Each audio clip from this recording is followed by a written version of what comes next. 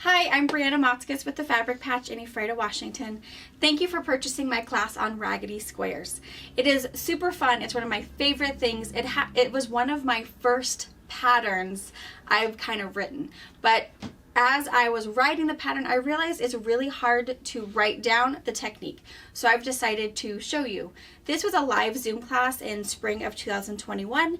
So I hope you enjoy it. The quilt that we made during class turned out really, really good. You'll see tons of options in the video that you're watching.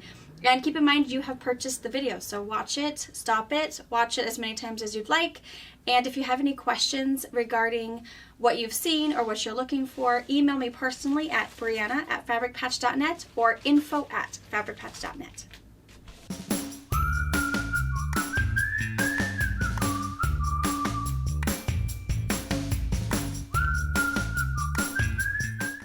So we're missing Randy still, but maybe, and she's just Tenasket. So I don't know, maybe she's having internet troubles. But we're gonna kind of get started and she can catch up. Or of course, when we're all done with this class, Brittany does some magic to it and we go ahead and we email you a link. So what happens is we download it to YouTube, and the only way for you guys to view it or for us to view it again is to click that link in your inbox. You can actually search Raggedy Square class in our YouTube. You'll never find it. It's not listed.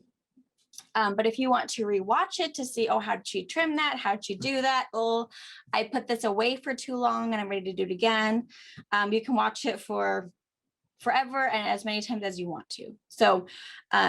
So if you guys have to dive out for a little bit, you lose internet, or you have to take a phone call, that little snippet of time that you missed, you will be able to rewatch if you need to.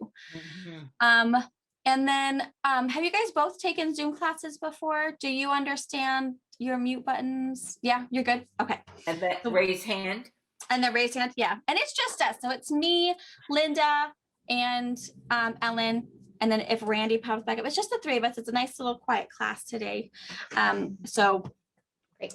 Feel free to raise your hand, or Brittany's watching it on the other side. So if you're waving to her, she'll hold up her hand for you and I'll pause and we can get your question. Okay. So you should have some 10-inch squares and some 7-inch squares, 42 of a large square and 42 of your smaller square. And you'll notice I'll show you some examples. I've done it in different sizes. It kind of just depends on what you want to use and what you have in your stash. If you have cut up a bunch of scraps and you have lots of excess 8-inch squares, you could have started with 8-inch squares. It really doesn't matter. It's pretty user friendly. It's very beginner friendly. If you have a young person in your life who really wants to start sewing, this might not be a horrible one for them to start with. So I cut up 11 different half-yard cuts, and I cut a 10-inch strip off of all of them and a 7-inch strip off of all of them. So I actually ended up having 44. So I have a few that I can, get rid of if I feel like I don't like them. But what's really nice is, it's super versatile. So what we're going to do first, and we're going to be top stitching. So make sure that you have whatever thread you want to top stitch with, threading your needle, and then your bobbin can be the same color or something totally different. It's entirely up to you. I have in my machine just white on top and white on bottom. I think when I was sewing a few demo blocks, as we get farther, you'll want to see some more. I feel like I should have done a color like orange or something variegated. I'm using the, I just lost it. What is this one?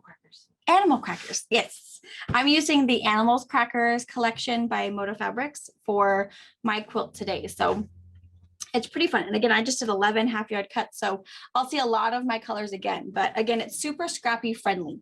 So if you have a few bunches of layer cakes left over, if you've got just cut up fat quarters, it totally doesn't matter.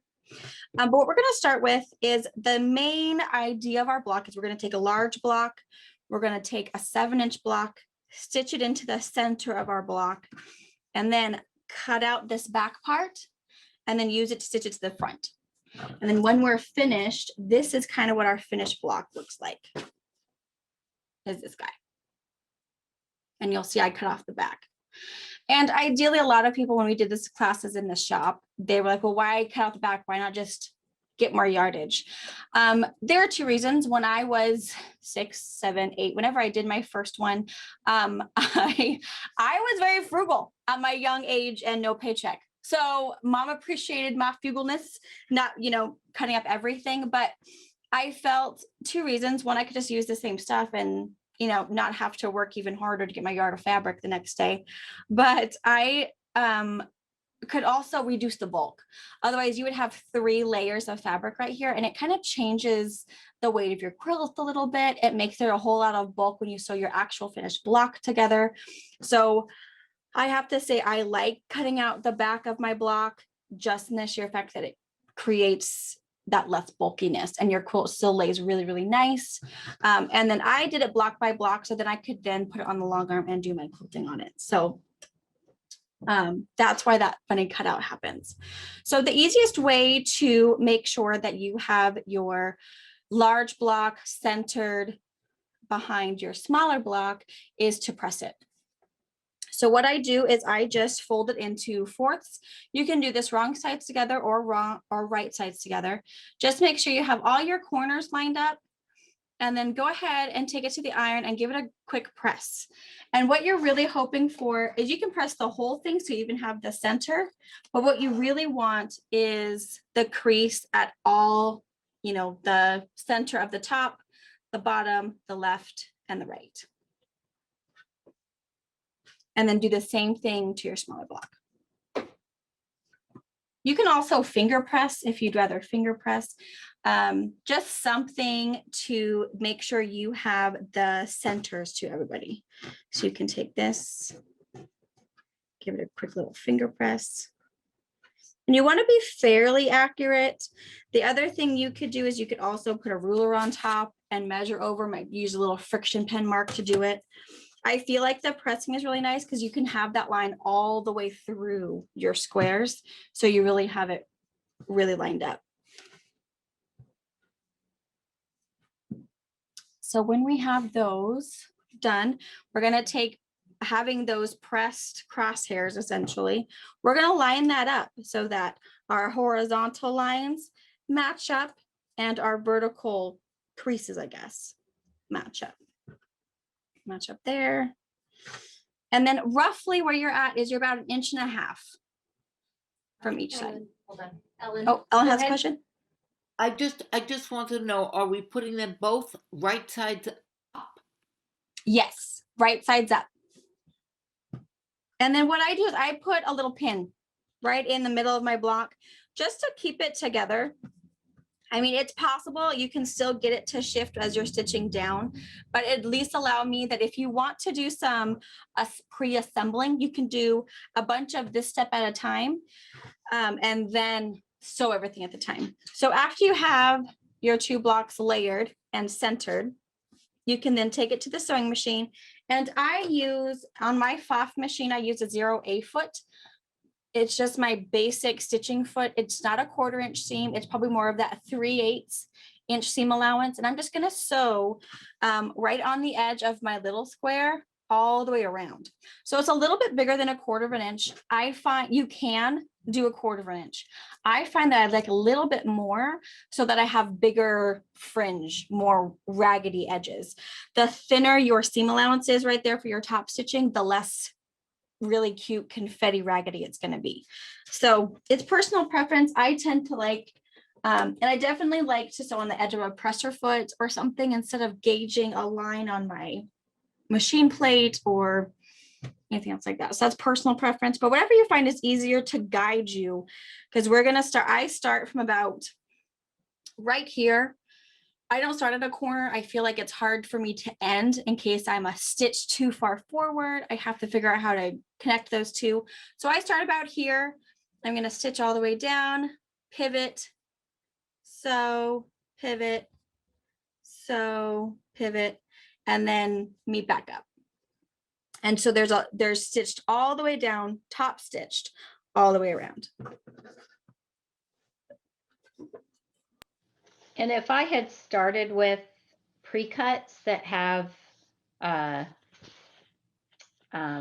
zigzag on them. Uh-huh. Should I have cut around it so that they don't have? You don't have to, no, Okay. because I'm actually going to show you, you can buy a rotary cutter blade with a pinked edge, like Mhm. pinking shears, like the pre-cuts come. You can absolutely buy that. It's a cute idea when we're trimming up our underneath piece to do that pinked edge. I mean, it is going to be raggedy, so you might not see that pinked as much. Right. But like the purple one beside me, I didn't cut all of these, so it's like just frayed. So Uh-huh. no, it's so big Okay. deal. I would leave it. I wouldn't. And with my, cause I was out of time, with my 7-inch ones, I only cut one edge and then I have zigzags on the other. Should I make them be the same at least, or it won't matter? I don't think it doesn't matter. Okay. Yeah, because you can buy, and it only comes at the moment 45 millimeter size. Uh-huh. But yeah, they're really cool. Okay. So if you feel like you like that cutesy, I don't always know if it's going to make a huge difference. Yeah. Because we are going to clip, we are going to make it all raggedy. Okay. So it's just personal preference. But yeah, I would not take the time to clean up those straight edges. It just Okay. won't be worth it.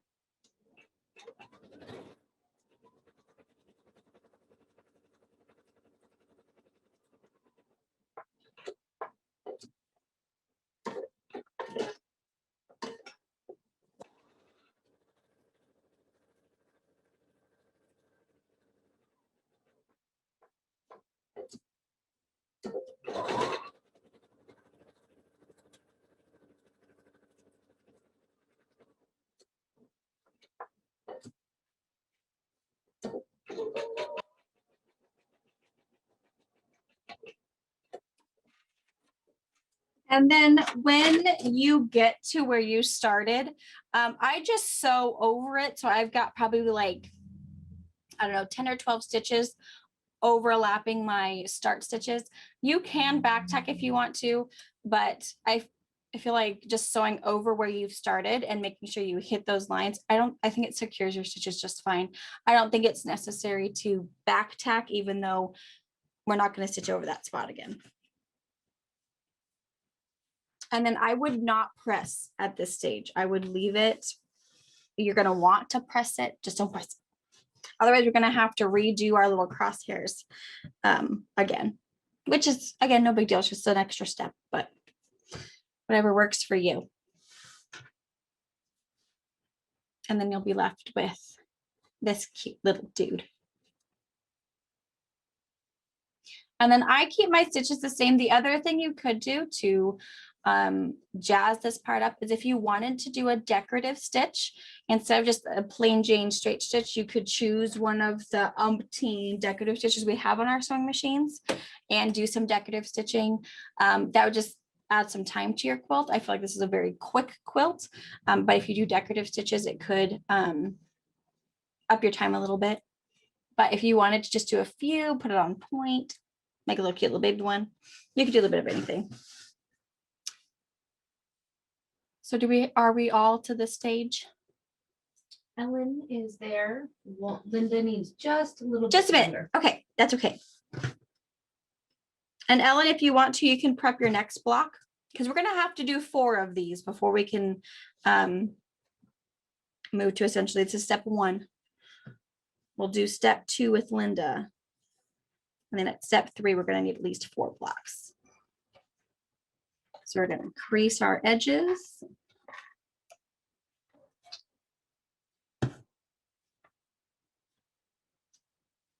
Create our little crosshairs. Do the same thing to our smaller block.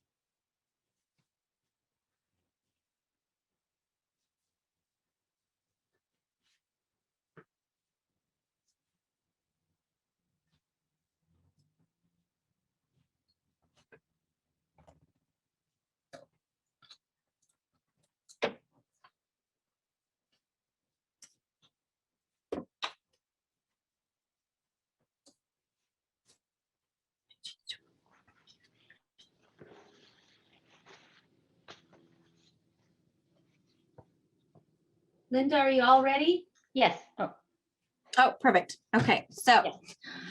So once we have our smaller square stitched on, what we're gonna do is turn it wrong side up. And you'll want to separate your two squares. So you can definitely feel that here is the large square and here is the small square.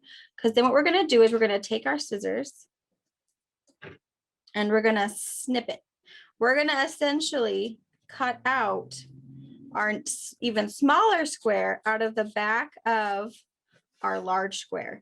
Now you want a little bit of a seam allowance right here. You want at least 1/4 inch, but we're going to trim it down quite a bit. So it's not a huge deal. But we're going to make sure we trim just through the one layer all the way on the inside of our stitch line we just made. And it doesn't have to be super straight, super neat. We're just cutting out this excess fabric and we're actually going to reuse it. So you really have very little waste. And I'm using these kind of big spring action rag scissors. They're really cool. There's some options. So this is what I'm using are these guys.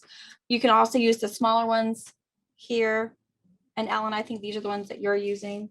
You can also just use a go-to regular scissor if you want to. You don't have to have a spring action. I find that when we do the snipping to make the raggedy, the spring action is really nice. You don't really wear out your hands as much. You definitely feel some of those muscles you don't use when you're doing your spring action ones, but it's way easier to actually have to use that thumb muscle to open that scissor every time. So we're gonna keep snipping. And I have been told that if you keep your scissor, your flat end of your scissor on your work surface, you will cut straighter. If you're going like this, you will cut straighter than if you're kind of just in the air, just free cutting. So I find that logic is really good, but it's up to you. And then when you have the back cut out of him, we're going to trim this block down. We're going to trim it down to 4.5 inches, but this is where you can also do your own thing. You could trim it to 5, maybe 4.5 is not, maybe you did a really big seam allowance right here and you're not going to be able to get a 4.5. You can trim it to whatever size you want. There's not, I mean, a huge math to it. All it is, it's like 1.5 inch difference between the 10, the 7 and the 4.5. So it's just personal preference. You can easily get a 5-inch square out of this. I like the look of a 4.5. And so I just, I have a 6.5 inch square up ruler. You can use a 5, you can use a 6 by 12, you can use any ruler you want. And then just trim your cutout piece to 4.5 inches. And a lot of the times when I make this at home, I kind of do it as a assembly line for 2 reasons. Once, I'd rather stand up at my sewing room, just sewing table, cutting table one time and trim up a whole bunch than doing it one at a time. It definitely gets me moving a little better doing it one at a time. But secondly, I very rarely take this 4.5 inch square and sew it directly onto the same color. You can, it doesn't look bad. It's pretty cute doing it this way, but I like to change them up and I like to have, 3 different colors. It makes it extremely scrappy. It's also extremely personal. I mean, you can do whatever you want. So for me, I like to do at least 4 at a time so I can shuffle some colors. But again, moving to the other side of your sewing table to trim, which is what I have to do at home, sometimes it's nice. So let's go ahead and make a few more of these so that we have some options for our centers in case you want to do it scrappier. If you don't, you don't have to, but let's make 4 of these. We have to make 4 of these anyways to make 4 blocks so we can talk about putting things together. And if you want to do sashing or not, or you do. So make a few of those. We'll put a pile of these guys to the side and a pile of our trimmed or to be trimmed 4.5 inch squares. And we'll just sew a little bit. Do you guys have any questions about that step? And that's kind of the step that people will, well, if I just took if I took a layer cake and a charm pack of the same collection and got some yardage, or to make all of these 7 inches the same, you could do that. But again, it's just the bulk right here. You're going to have 3 layers. So it doesn't always matter. I mean, it's personal preference. If you feel like, I just have to get it done and I don't have time, you could definitely do that. But I feel like trimming off the back, you definitely have 0 waste. I mean, we're trimming off about a 1/2 inch all the way around, and that's all we're wasting out of, 3.5 yards of fabric. So I think it's a frugal one, but I think it's also something fun for a child to do. It makes it very artistic. I think this is something that Eliza would really like to do with me. She could, even if she didn't want to do the sewing because she felt like she couldn't sew straight enough, it really doesn't matter. The top stitch is nothing. As long as you have at least a 1/4 inch seam allowance from the edge of your fabric to your seam, that is all clippable to make it raggedy. So if their line is a little, not straight, it doesn't matter. And if they're young enough that they really, really struggle, you can easily take your ruler, take a friction pen, and then just measure over their 1/2 inch, draw them their sew line if you wanted to. And then they know exactly where they're supposed to be. And then there are no, well, where is my line straight? Is it a little crooked? It'll also teach them to sew straight. So that maybe their next project really could be like a jelly roll race or a tri-dazzle, or something that a straight line, a straight seam is really important.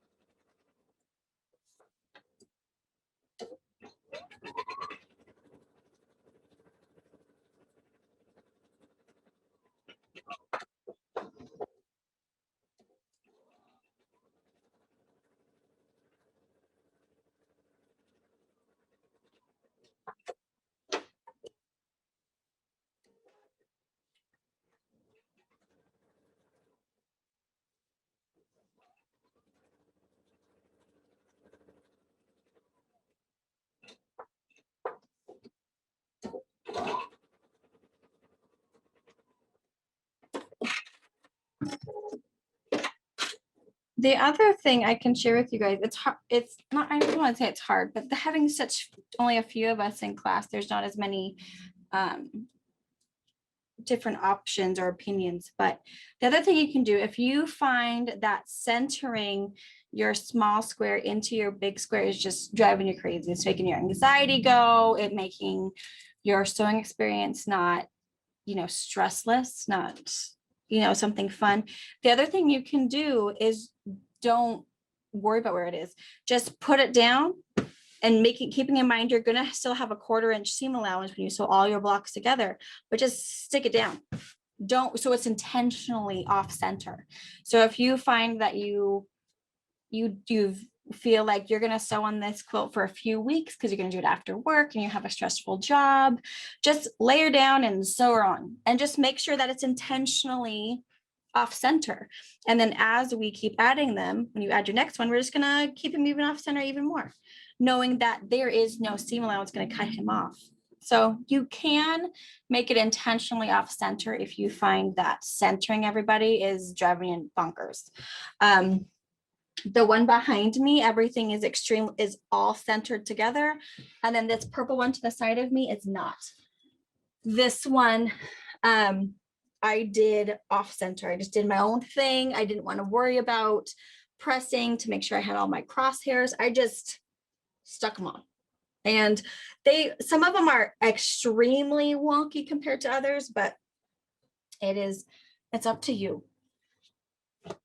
Question? Ellen, go ahead. Ellen, do you have a question? Yes. I just wanted to say that I found it much easier to do if I pressed it with the right sides out on both. When I Okay. pressed it with the wrong sides out, it wasn't as easy to find a line. It's much easier to find on this, at least for me. When you put right sides together and then press. And so you do it on both sides. You press here and then open it up and then press here. And you could totally do that. You know, the other thing you could do is, I wonder if you can reverse it. Let's see. Let me try this. Is if you have them going the same way, I wonder if your little ones will just fall right into the grooves. So I'm gonna do my big one, right sides together, making sure I don't press out my center crease there. Right sides out. Right sides That's out. what I found worked. And then I'm gonna take this one and do it the same way, because then they're gonna fall into the same little valleys. Let's see.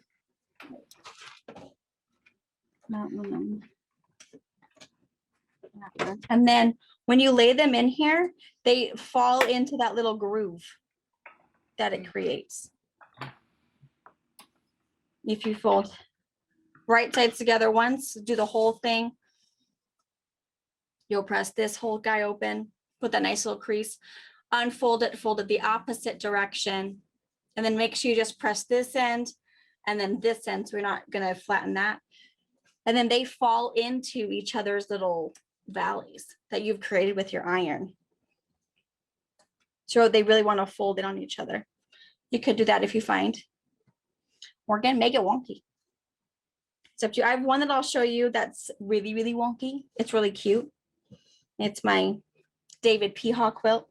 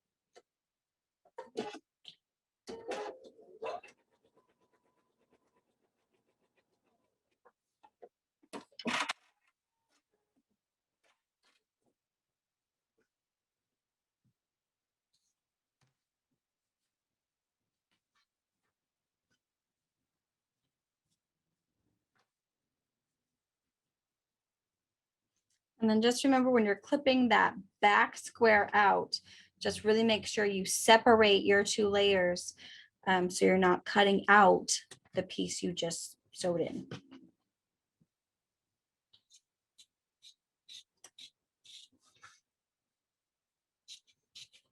And again, it doesn't have to be an exact 1/4 inch. It doesn't have to be straight. It doesn't have to look good.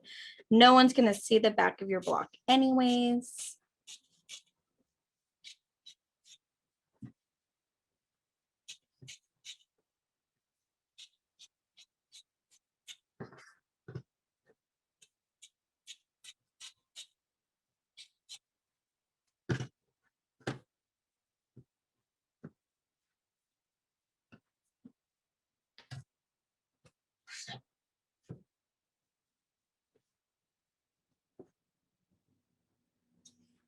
And the math, I guess, for this quilt, if you start with 42 squares, you will end with 42 squares. So depending on how big of a quilt you want or how many blocks you want finished, that's what you'll start with. You'll lose a little bit for seam allowance, but if you start with 42 large blocks, you're going to end with 42 blocks altogether.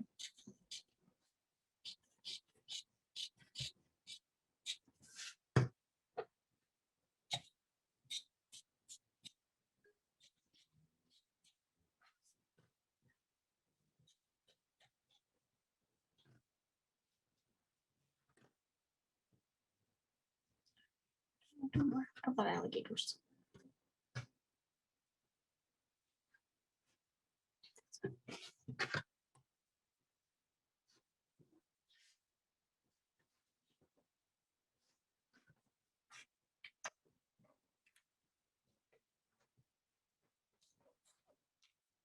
According to both of you, that you have orange circles in the middle of this one and an orange circle. On the big one? No. My quilting is pretty carefree. I don't get jiggy very much. That's what mom's for. I'm a planned random. I do not do. Yes, I am planned random in the sense that I'm not going to throw in a big old floral, or I'm not going to throw in something metallic. I'm definitely going to keep it, you know, purple, black and white, or super bright. Now this one, it has some turtles and some aloha girls. We have, this is probably my craziest piece right there. Got myself a lady in there. And I only used that as a 7-inch square. I did not use it in a big piece. So you really can make it scrappy and use a bunch of pieces, but I am definitely planned random. I would say that, but in the sense that they all have to speak the same language. They don't have to, I don't care who's big or little. The other thing you can do if you feel like you're struggling on making it super scrappy is Thelma used to all the time tell me, throw it in a bag, and then pick one big square, pick a little square, do it. If they are the same piece, if you grabbed 2 alligators, okay, throw one back, try again. So I find that tip is really helpful when you get to your little baby squares, is just pick one out of the bucket, pick one out of the bag. Unless you want them to be identical. If you really like the idea of them to be more of like a bullseye, you could do the same. But if you feel like you do want to do scrappy, maybe it's something you want to be better at, you want to work with your quilting skills to make them more scrappy, just put them all in a bucket, a grocery bag, and then just pull one and sew it. As long as it's not the same as the one you're stitching on, put her on there. But I think quilters' biggest fault is we overthink it a lot.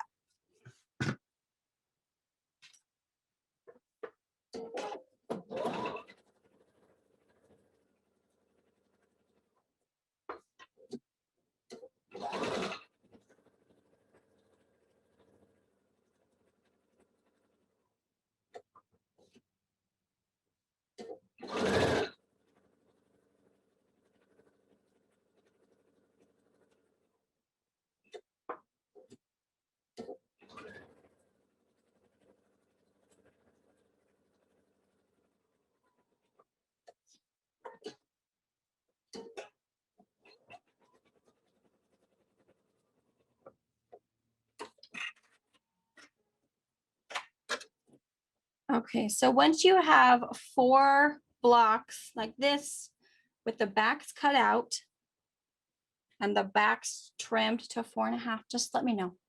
Give a little wave, a thumbs up, a happy dance, whatever you want. Once we have 4, we'll do the top stitching on our little baby block and then create another block.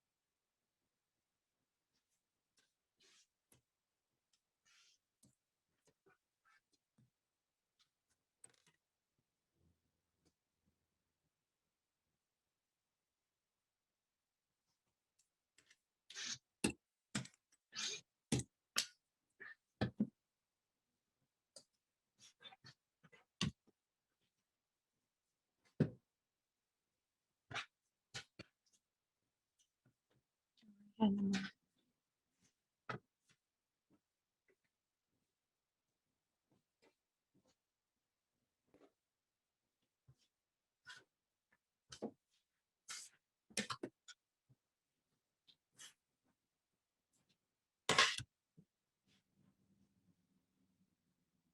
still working.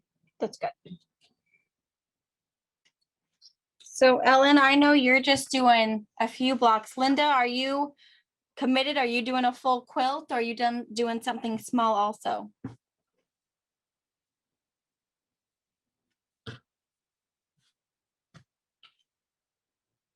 Linda, you're still muted.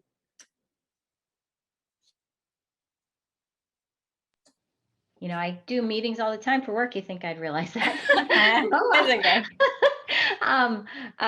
Yeah, I only have 10-inch squares cut out because I didn't have time to do 7s. So probably, probably just To a see small what's going number. on. Yeah, so you That's don't have okay. to wait for me to cut them all. So, yes, I'm not very good at cutting yet. That's great. And this one, I feel like this quilt, I mean, I don't think there's anything super Yeah, picky, you know, it just it doesn't takes me matter. a while to figure out where to put my ruler sometimes. I don't know. Yeah. I'm like, oh, lined it all up, but I cut better on my right-hand side. So now I need to move Right. it all. That's okay. Of course, these are small enough. If my cutting pad is small enough, I could just twist it, turn it around when I get it And you lined know, up. sometimes what I do is on my big mat, I'll also put like my 12 by 18 because that little 12 by 18 spins really nice on the other mat. Yeah. So I know mom does it a lot when she's doing paper piecing or so sometimes it's nice because a rotating mat, they're kind of expensive. I mean, Yeah. they have ball bearings in it, so it makes it a really smooth transition, but I don't know. That's one of those you just put on your Christmas list and hopefully one year you'll get it. Yeah. I am almost done. That's okay. And Ellen, do you have your 4 blocks and 4 trimmed 4.5-inch squares? She's sewing right now. Or sewing? Okay, that's good. All right. I have mine ready. I'm almost done. I have to cut out one last one and then trim those to 4.5. But my question is, when do we true these up? We'll want to true these up to 4.5 inches before we stitch them down. So once you have those all whacked out, we can go ahead and trim them down. Do we square up the whole thing or no? Yeah, just these little ones. Just big one. Oh, we're not gonna square these up. Oh, okay. After we stitch on our little dude, we're gonna cut him up, but we won't have to square him up. Unless something really bad happens, and then we can always shave it down.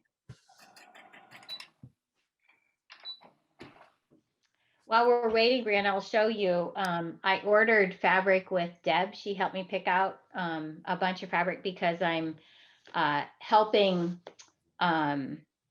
people at work create a baby quilt for someone. Oh, cute. Yeah, and here, let me show you. So I watched this woman who her website is Shiny Happy World or one of it's either Shiny Happy World or Happy Shiny World. And she does this quilt as you go technique where you create these blocks that are already quilted. And then oh my gosh, I know those monsters. Those are so cute. Aren't they cute? So what I did is I created the background block and then I picked out the fabric pieces. Deb helped me buy some fabric. And then I made these little kits with like fusible web and stuff and passed them out and then gave everybody the pattern and they created all these monsters. Oh, that's so cute. Aren't they super cute? Oh, he's adorable. Yeah, there's tons of them. Oh. Yeah. So, and then we're gonna then I'm gonna sew them all together and but there's 25 of them. We have 25. Cute. Yeah, they're really, really cute. So adorable. It's worked really great. That's super fun when it's like essentially just a block swap. Make your own block, give it back, we'll sew it all together. That's cute. Yeah. And then we're giving them to our colleague at work. So Yeah, so she's so Hi. then everyone will be sort of personalized little block, and well, they're pretty big. Are these 10 by 10s? Maybe. I think they are. That's cute. I like that it'll be a baby quilt that they can grow into using, whether it becomes a car quilt or a bed Yes. quilt. Or... Yeah. Well, and I didn't quite realize, I mean, for some reason she made it quite big. I didn't Sure. realize it until I had 25 of these little kits made. And people already signed up. Some people signed up for like 6 blocks because they thought it was so much fun. Because all they don't know how to sew. So all I had them do was iron. Sure. And then I do the rest of the sewing. But Good. but so we might actually break it up into 2. There's another person who's having a baby, so we might break it up into 2 quilts, and I'll just put some stashing on if it's not quite big enough or something. Yeah. There you go. Make it work. That's a good idea. Yeah. So, Super cute. yeah, but I have to Thanks send a for picture sharing to that. Deb and tell her to thank her for helping me pick out all the fabric and stuff. Yeah. That'd be cute.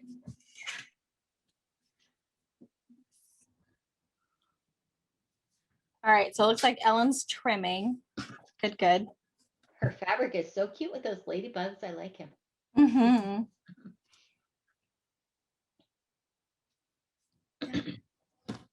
Tracy left us. That's okay. She's just headed to the post office.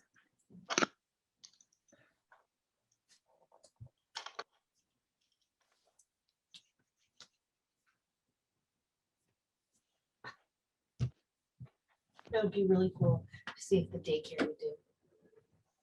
Make so for some of their kids quilts, because they go through so many. Oh, yeah. Have them have the school age or maybe the That'd be cute. the Because 5 year I know olds. when we were at this Christian school growing up, that for our auction, what we would do is our class, mom would come in, bring the muslin, do whatever. Yeah. And we as a class would do crayons, we would color something, or she'd make some blocks and then we had this one block to draw something with. Or all of that. We've done so many, and it was so much fun, and everyone still talks about it, even though they're, my age now. And it was something really fun, and it's something that raised a lot of money. All of the moms would fight over this cute little quilt because all of the class did something really cute on it. So well, and with the steam right, when you oops, I'm on mute again. Yeah. Okay. Yeah. When if you just did a bunch of fabric with steam and just ripped it off, then they can just cut and just create their own down and just hand it to you and you iron it and you're done. Yeah. That's great. It's a really fun little fundraiser option, Yeah. I think it's super cute. Yeah.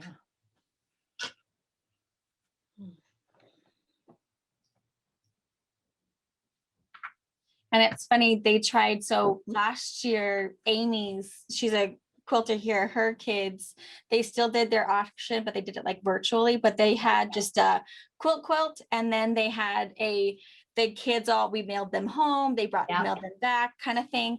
The regular quilt would just be over the couch, and it was kind of cute. It had cactus and stuff on it. It was really cute. Sold for like nothing. Amy's like, it probably didn't even cover the expenses to actually make it. Right. But then the cute little muslin one with just, kid stuff went through the roof. So it's so funny that it is always all about the kids anyways, but yes, it's pretty fun. All right, Ellen, I see you're back at your sewing machine. You have all your goodness trimmed up and rock and roll? She's got 4.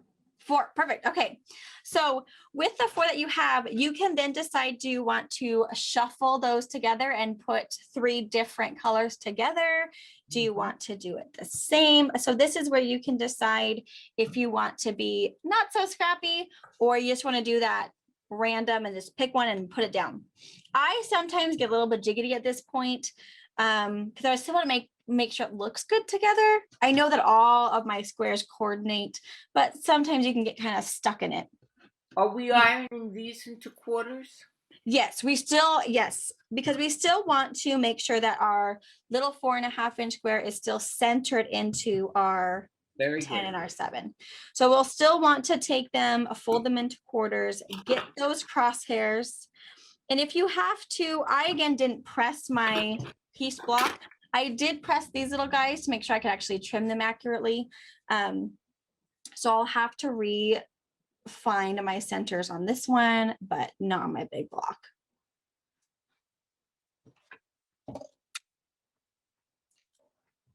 But then it's the same technique we did before. Center that bad boy in there. I pin it into place so he stays, and then I top stitch all the way around my block one more time. And then you'll be finished with, you'll have 4 of these all sewn together. And then once we have all 4 of these, we'll cut them up and do some shuffling again.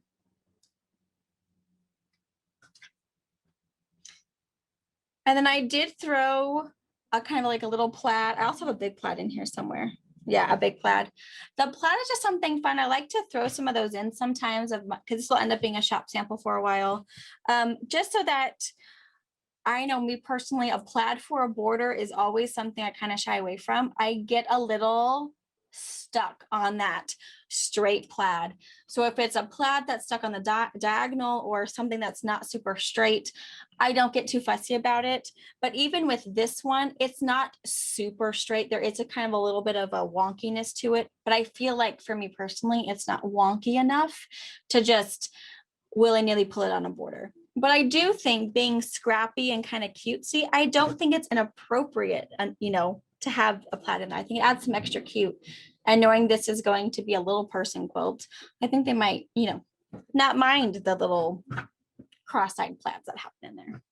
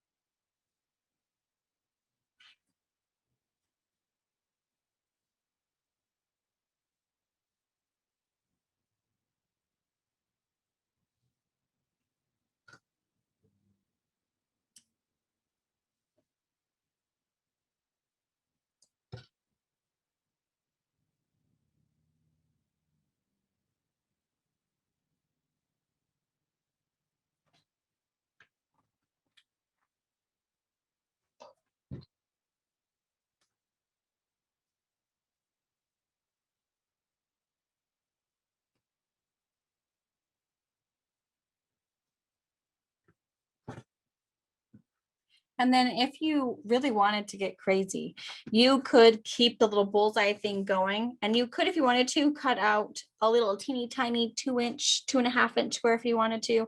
I find that that got a little, once you cut your block into fourths and we create our full finished block, I find that you lose that little one. So I just stop at the 3 squares on top of each other. But if you really wanted to make a really cute pillow and start like with a 18-inch square and then slowly go down to create this really cool bullseye kind of pillow, you really could just keep cutting out the backs and keep layering, keep layering and keep layering. So it does give you the option to make bigger blocks. There's a lot of options with this style of block, whether you're just using scraps that you have or you want to start bigger, so you can just make maybe really 4 18-inch squares to make a 30-inch baby quilt. You really could do as many stacked squares as you want to by just cutting out the backs and sticking it on. You have a question? Randy just joined. Oh, hi, Randy. We can't see her. Hi, that's okay. She's finally with us. Hey, Perfect. Randy. And Randy, with you just joining us, we're almost done getting our blocks all in, but we record our entire class so that at the end of our class, Brittany does some magic and we actually send you the link of the entire class. So you can view what you've missed, make some blocks and do all that jazz and still, get what you paid for and hang out with us.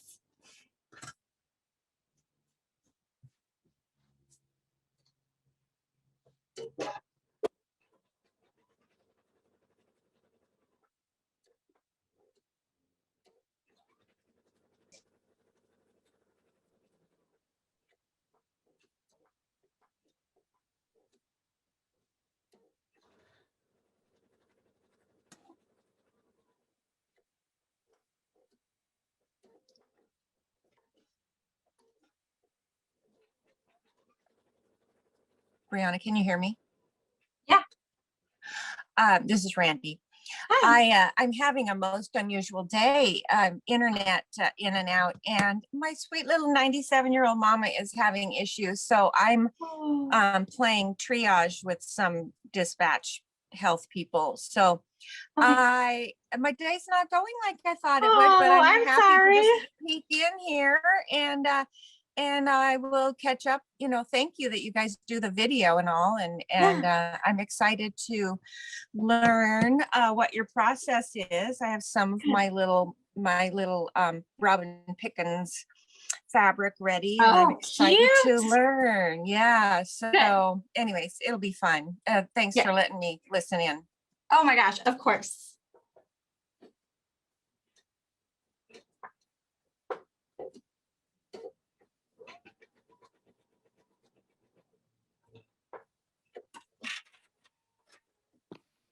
When we finish sewing these, we cut through the other piece and take it out? No, we're gonna stop at this. Oh, okay. Once it's, Yeah. So do you guys have all 4 of your guys' done? I'm working on it now. Almost? Okay. Sorry. No, don't be sorry. I'm the world's slowest and rippiest sewer you ever know. That's okay. I unsew more than I sew sometimes. Yes. It's always important to have a sharp seam ripper. I'm at the moment where I have 2. I haven't found my really good one. My brother made me a pink, really pretty, gosh, what's the material he used? He made one out of wood and then he has one out of like Formica. It's so pretty. I can't find it. And it's super sharp. But I have a dull one that's just driving me up a wall.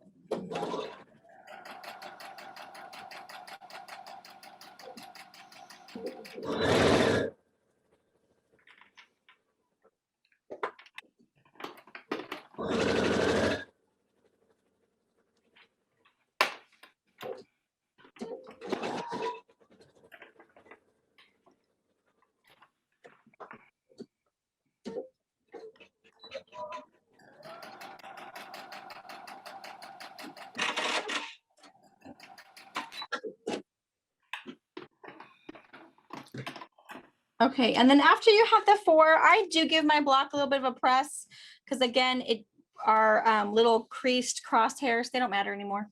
We've used what we needed to. So I like to give my block a really good press, just make sure everything lays flat. If you feel fine that maybe you have a little bit of bubbling because it wasn't super, super flat when you did top stitch, I wouldn't get super picky. I wouldn't get super crazy about it. Two things. One, you could just push this block to the side, make a whole nother one, rip it out, redo it. However, that being said, we've cut out the back of that 10-inch square.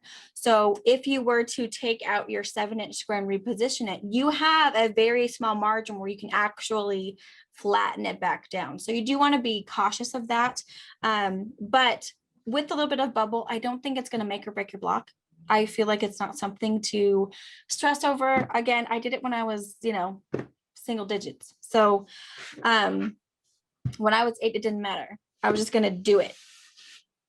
So I wouldn't get super stuck on worrying about all those little bitty imperfections there. If it's super bubbly, I might do something about it. But again, might do something, might be just, oh, we're just going to put that in the orphan block pile and see it later.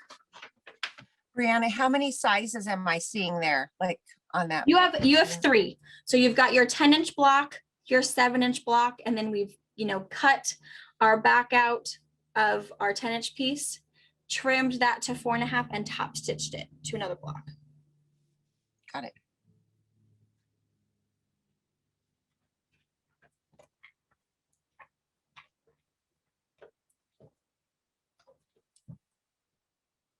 So I can impress it.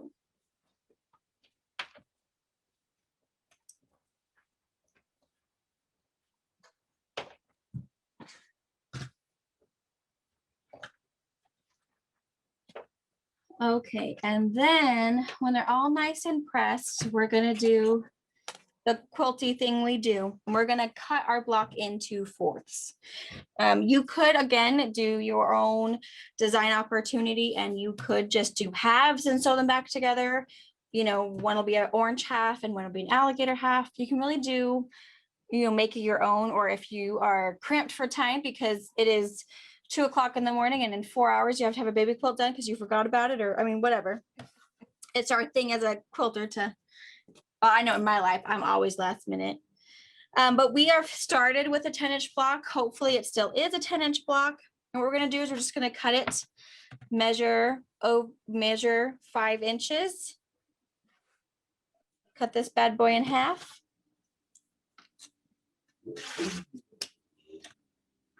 And then you can either flip your block as if you're trimming it. You can just do it on top of it. You can stack these, however it is that you want to trim these blocks. Well, I guess not trimming, we're just cutting them apart. So that we end up with 4 dudes. And we're gonna set these aside and we're gonna cut up all 4 of them. Question? Ellen, you look confused. I'm always confused. And watch out for that 1/2-inch mark on your rulers, guys. Right, the half inch, yeah. What I wanted to ask was, you're cutting it into 4 squares. What if you diagonaled it? Okay. You could diagonal it. At a diagonal, you probably would have to trim your block up after that. Right. But you could diagonal it. You could just half it. You could half one and quarter the other side. You can definitely make a ton of different blocks. Oh, you can. Okay. Of course you could. I mean, know if it was whatever was or is. No. So my original is 4 patches, but you could do half this way and you could then do this. You might have to trim this up though, because you're going to have a seam allowance here. So there might be some trimming. So just keep in mind, whatever you choose to do, you may have to trim up your block. Some things, like maybe if you're going to do diagonal, your triangles should all match up. But I think when you do at this stage, if you're making them kind of oblongy so they're not perfectly centered, you do have even more opportunity because it doesn't matter. You don't want your seams to line up anyways. So you can be as independent as you want. I'm just giving you the base technique of something cool. If you decide to make your own block out of it, I'm okay with that. I find that Mom and I are kind of the same way, as we'll make one pattern and think, well, how can I do this differently? What can I do to make it another way using a panel, using leftovers, using, you know, pre-cuts, not using pre-cuts. So it's kind of that thing that I think us quilters, that having that creative mind really gets those, you know, creative juices just a cranking.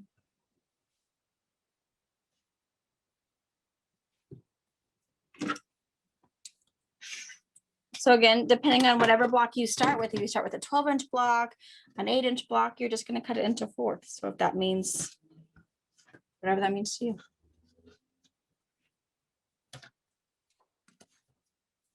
With that 1/2 inch, dude, it's going to get me in trouble.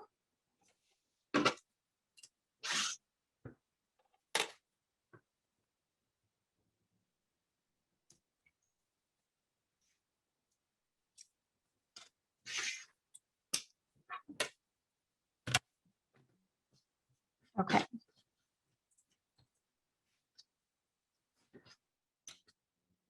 And then when you have all 4 of your blocks cut into fourths, now you do the shuffle. You can do whatever you want in any way. I like to just totally make them all scrappy, and I just don't care if all of them are different. You can rearrange them however you want to. See, and you can get lost in the fuss. I tend to make sure that none of these, you know, touch each other. I mean, I'm okay with, you know, my 2 crazy animals that way, but, you know, that would drive me bonkers. So you just have to decide. And then you can also, you know, have, you know, Thelma in the back of your, just pull out of a bag, whatever 2 you get, sew them together. And you can do, and then you're just going to lay out your 4 pieces again. You can also do it where they are going to be, you know, maybe your 2 pieces and your 2 pieces. You can make them any way you want. It's entirely up to you, but you're going to put your 4 5-inch squares back together to make another block. And then this is where it doesn't get super fussy, but because we started with everything the same size, we started with everything squared, all your seams will end up lining up. They might be off by a little bit if something shifted, but for the most part, everything's just going to be nice and square all over again. And then I do change my foot pedal, my presser foot, back to your 1/4 inch seam. You don't have to, depending on if you're more comfortable with the foot you're using for top stitching to sew with, you can. All that's going to do is going to make your finished block a little bit smaller than everybody else's. But if you're more comfortable with the machine, the foot you're using, use it. For me personally, when I sew my blocks together, sew my sashing on, I always use my 1/4 inch foot. But again, we've just done a whole bunch of top stitching right now. So we don't even know what our block's supposed to finish at yet. So you can do whatever is easier for you or whoever you're helping make this quilt for.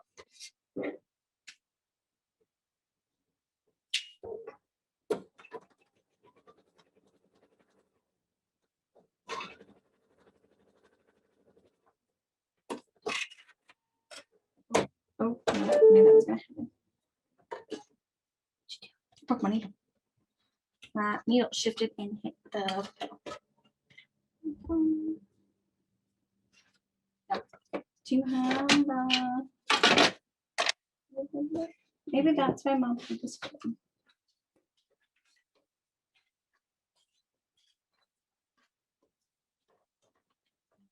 Well, 80 volts.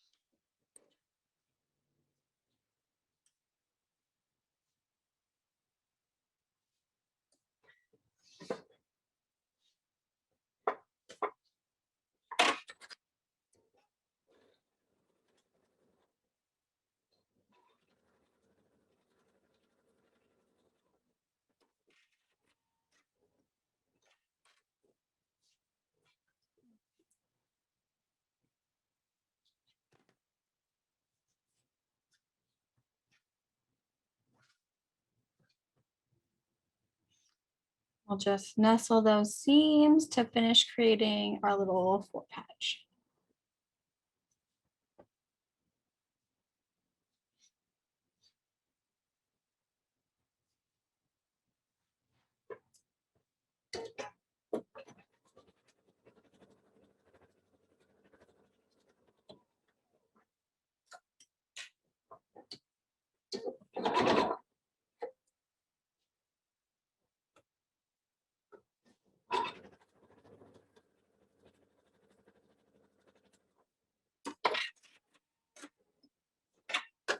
And then when I have my fort patch done, I'll give it a little press.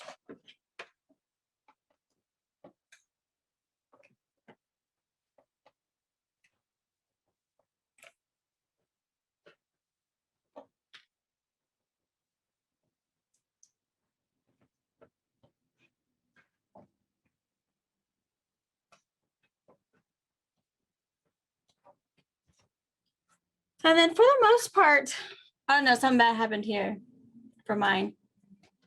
I could have gotten this one off centered because you can see that it doesn't line up perfectly square. Like right here, I did really good. Right here was a little bit off, but it's all like that isn't gonna make me lose sleep at night. But again, if that really, really, really bugs you that it's not perfectly square, I would just make all your blocks off center just a little bit. So from the very beginning, when we started here, if you took your smaller square and just really purposely took it off center, keeping in mind your 1/4 inch seam allowance is going to happen. None of this is going to matter if it's square or not. And even looking at those, not all of those line up either. And then the really nice thing that even makes it a little bit more icing on the cake is you're going to fringe all of these pieces. So once this one is done, you can choose to clip per block. I tend to like to clip all of my seam allowances when my quilt is all put together. I feel like it just, whatever you want. I mean, it doesn't matter. If you'd rather take your 42 blocks, go sit on the couch and clip while you're out camping, clip in the car on a car ride, you can do any of that anywhere. But there is 2 things you want to be careful of when you are clipping. When you're clipping your seam allowance, and again, it's from the raw edge to the seam that we have stitched in. What we want to be careful of is we don't want to clip through our stitches. So we want to be really careful that we are clipping to the stitches and not through the stitches. We don't want to hurt our stitch at all, because that seam right here, not including here, is the only thing holding this piece of fabric right there. There's no other seam allowance that's keeping him intact. Otherwise, if that stitch comes out, we're just going to have a little flap happening right there.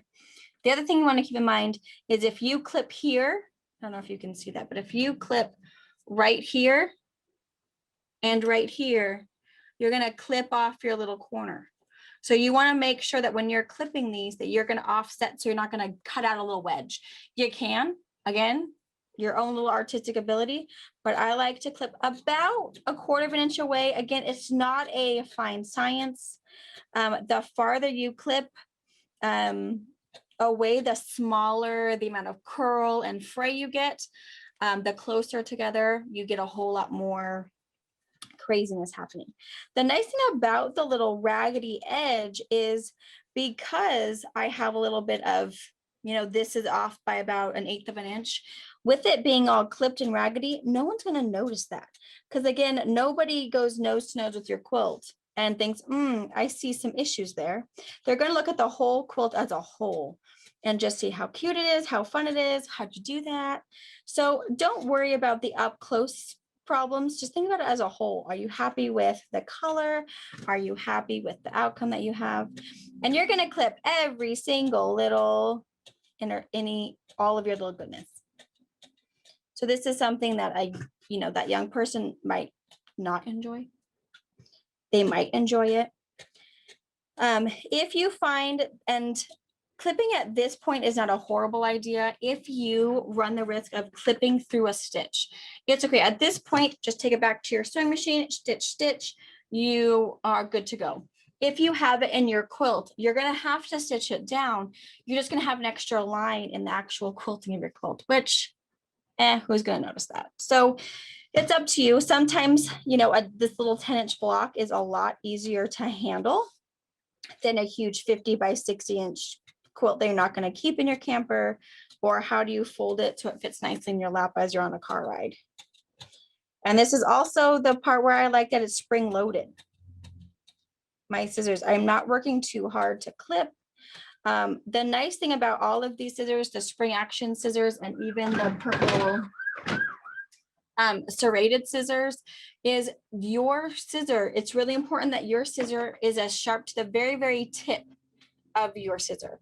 There are some scissors out there that the first like 1/4 of an inch are dull because they're safety scissors. They're not meant, they're maybe not a quilting scissor. So it is really important that your scissor is sharp from end to very, very tip. Otherwise, you're gonna struggle a little bit because of how what you're needing to cut. You're only cutting, you know, a 1/4 of an inch.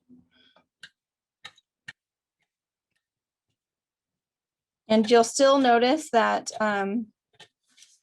by the end of all your clipping, you're going to be a little sore. There's a muscle we use to squeeze our hands together that we don't use on a regular basis. So it's a little bit of forearm exercise. If you're brave, you can switch hands and exercise your other hand, but I am not coordinated enough for that. If I lost my left arm yet tomorrow, I probably wouldn't notice. I do not use it for much.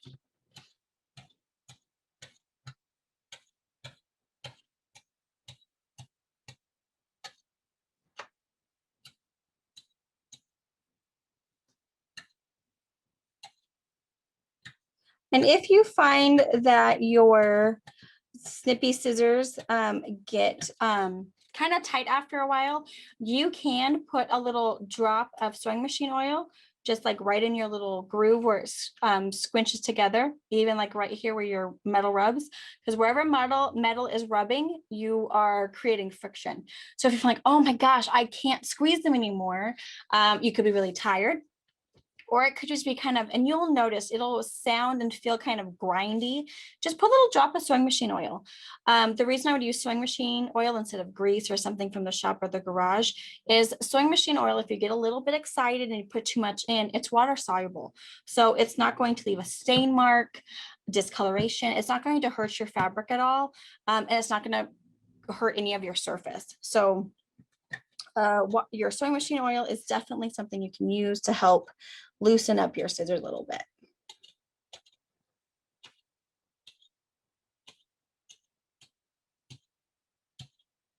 The other end, perfect. Okay, and then as you're clipping, if it's not an exact, I mean, again, I'm saying 1/4 of an inch apart per each snip, but whatever happens, happens. If it gets super close, if it gets super far apart, you'll eventually find your rhythm and you'll just be cruising right along. And then the more that you wash your quilt, you can also take a soft bristled wire brush or just like a brand new kind of hard bristle toothbrush, and you can rough them up a little bit and you can kind of just get the full, oh, here it is. So this is what we use for our chenille. This is it's a bristled brush. This is a metal, kind of a heavy duty plastic, and you can just rough them up a little bit.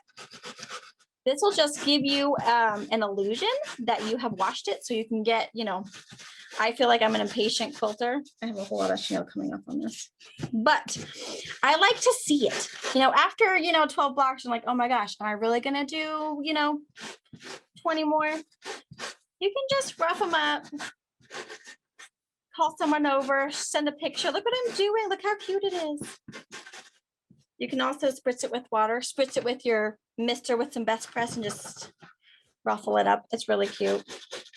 But yeah, just a really soft bristled like barbecue brush or a hard bristled toothbrush does the same thing. You just want to rough it. Because when you're clipping your fabric, what you're doing is you're bursting those fibers essentially. So it'll create that twist and fun stuff. So that is your Raggedy square block. And again, you can make it as scrappy as you want. I personally prefer all of my blocks to be somebody different. So that's why I like to do it. Have someone somewhere else. Maybe I don't. What am I missing? You grabbed it. That one. This guy? Oh, yes, this guy. I just have 2 doodads. So I like it to be all different. So that's why I like to do it at assembly line. I like to sew all of my big blocks, or excuse me, all my little blocks to my big blocks. Do all of that, do all of my clipping, all of my trimming, and then place all of my little guys on top. I like, because it gives me that much more variety. I now have 42 little squares to choose from to put onto my cute little alligators. So I tend to do one step at a time when I am doing the Raggedy square block. It just gives me more variety. Or at the very least, 4 at a time will give you that same amount of variety. And it depends on what you like.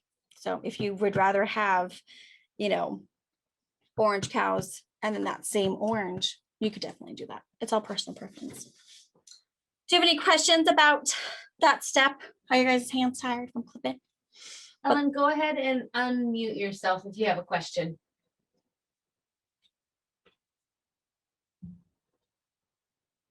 Ellen, you're still muted.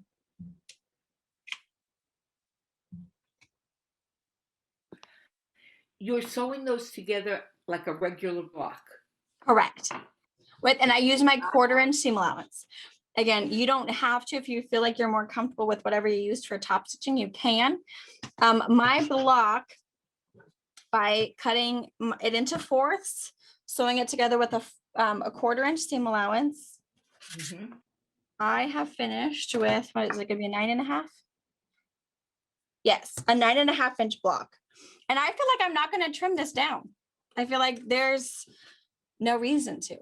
I think if you're gonna do triangles, you're gonna do a rectangle and 2 squares, you might run the risk where you're gonna have to trim up your block. But at this point, you don't have to. You're just gonna have a whole bunch of 9.5 inch squares.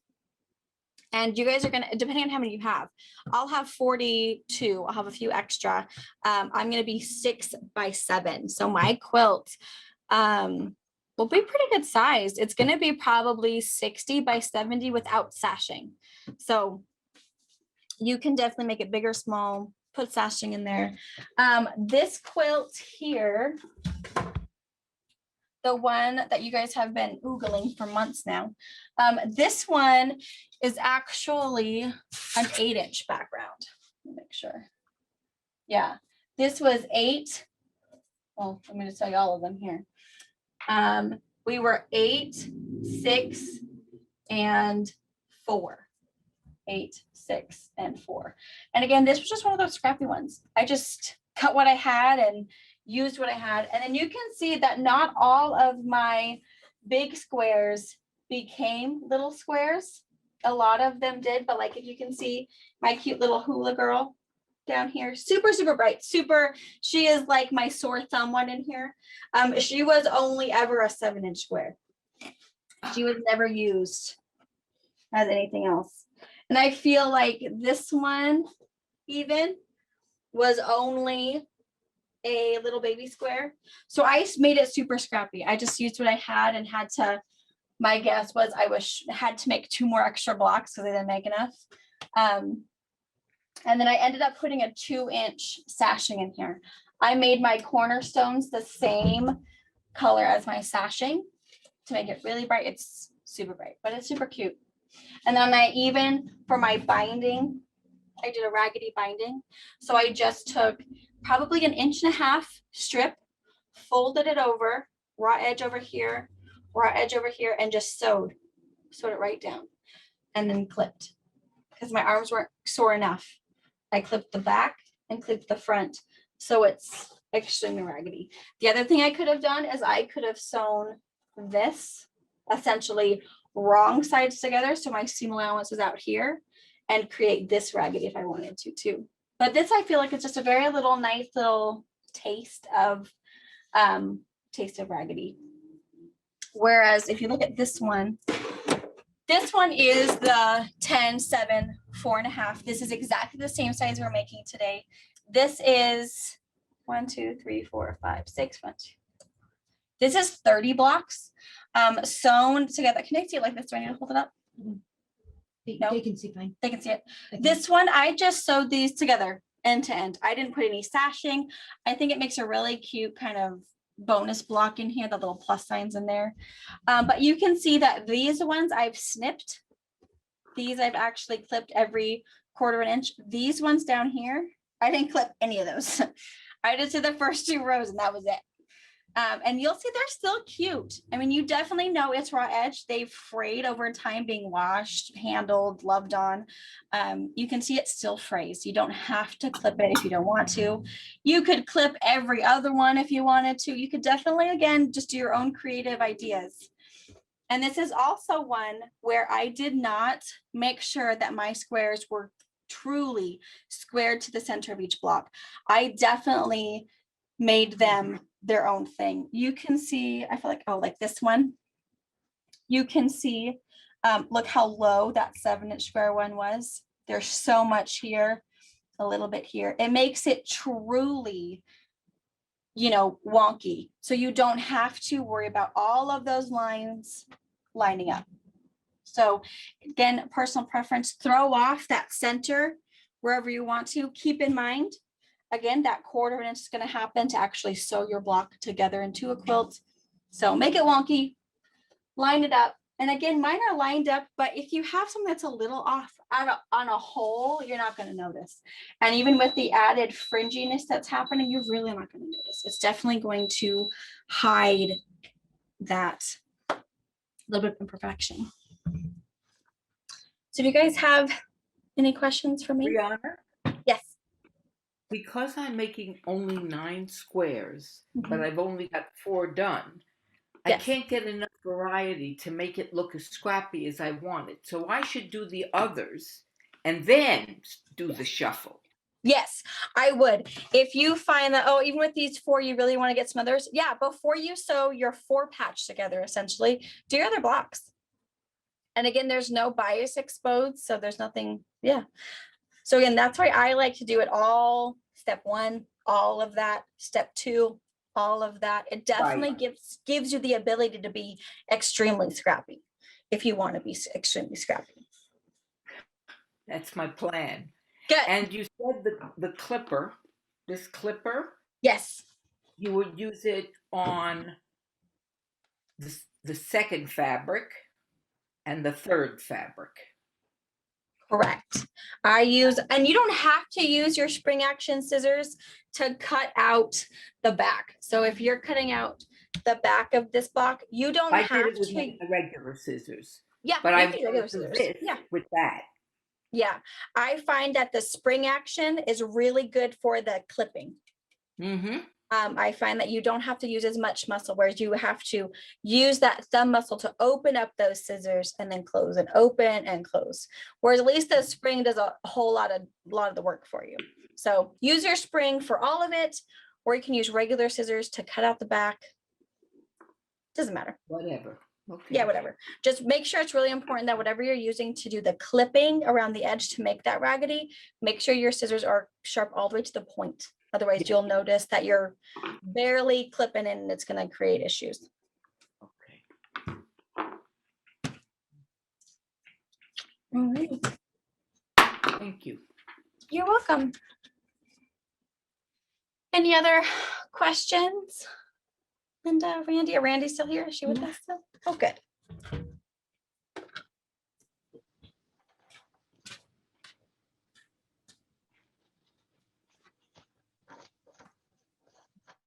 Okay, so let me show you some other examples. So this is my David P. Ha quilt. The reason it's our David P. Ha is back in the day of Clothworks. Clothworks is a Washington State-based fabric designing company. They are fabulous. They still print fabric, but back when I was between 6 and 8, David P. Ha ran Clothworks, and he was super cool, he came to the shop to show us fabric, was intrigued by me, and sent me some fabric and told me to make something, and that I could make anything I wanted. So this at the time was brand new fabric, so I made my raggedy squares out of it. You can see with this one I did where I didn't care that it was super centered. Some of them were very centered and some of them were not. This is one that does not matter whether it's lined up or not. So super fun. I did put a sashing, couple borders. That one's a fun one. And then this one is probably one of our favorites. Mom and I fight about whose house this is going to stay at. This one was very squared. I made sure that everything was centered onto the next square, onto the next square. It's really cute. It's very pastel. It's super cute. I put a nice little sashing. I did some small blocks, and then I quilted it because I was going to bind it and just make it a really cute wall quilt. And then I decided, well, maybe someday I'm going to have a baby, and she's going to need this. So what I did was I actually did a quilt as you go technique to create my quilted quilt. I then sewed in my border, so this is not quilted at all, and then did that other cute raggedy binding for this one. So it was really fun technique. This one, you'll notice I did not clip my little seam allowances right there. I just let them be, and so super, super fun. Just another little example of something small. 9 little blocks, a teeny tiny little sashing, again a wall quilt. This could be a really cute car quilt for the lab. There's chenille on the back. So just lots of options.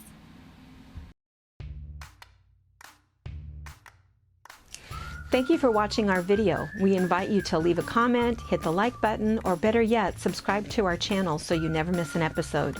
You can also visit our Instagram, Twitter, Facebook, or Pinterest pages, or find all of those things and our online store at fabricpatch.net.